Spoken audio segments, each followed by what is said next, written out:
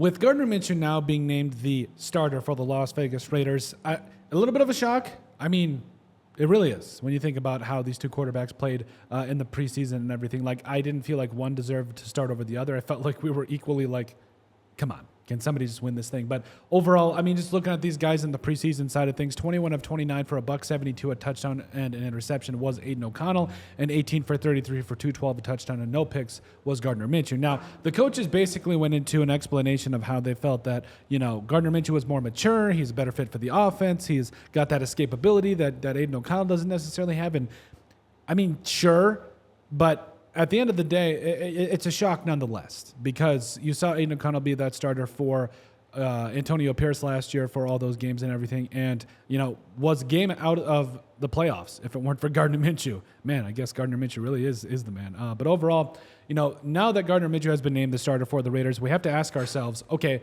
what can we expect from the guy? Like, what can we legitimately see Gardner Minshew doing throughout the rest of the season and, kind of getting ready for everything? So I think there's a couple different things that we can expect from Gardner Minshew. Number one, I think that we can expect a well-tuned and an opportunistic offense where you have all these weapons. You've got this improved offensive line.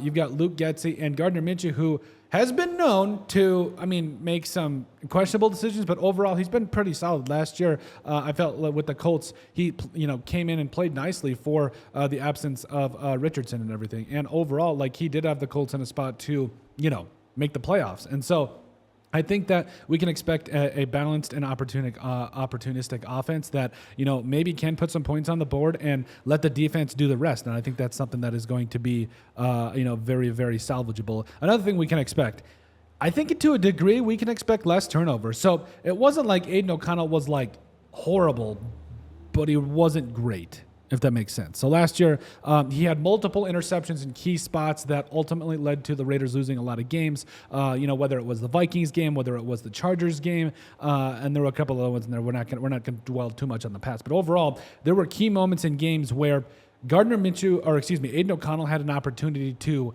win the game for the Raiders, and he didn't. He just did not get the ball to where it needed to be. He threw an interception. He made a boneheaded mistake, whatever it was. And time again, there were opportunities to win the games, and he just did not do it. And he did not make the plays that he needed to do it. And we've seen from Gardner Minshew, there's times where he can make those throws. There's times where he's really good at making decisions and can make the throws you need to get your team into a position to win. And so, I think that there's going to be less turnovers with that, because I do think that Gardner Minshew has shown an ability to make better decisions. And another thing I think that the Raiders fans can expect from the whole side of things is a more explosive offense this year. So, and I honestly, even if Aidan O'Connell was playing, I think you can expect this to a degree. But, with Luke Getsy and Gardner Minshew, I feel like, this particular coalescence, if you will, or this particular matchup between these two, I think that you're going to see an opportunity for Gardner Minshew where he's going to be able to use his legs. He's going to be able to make throws down the field, and I think that this is going to be the best of both worlds. I think you are going to see,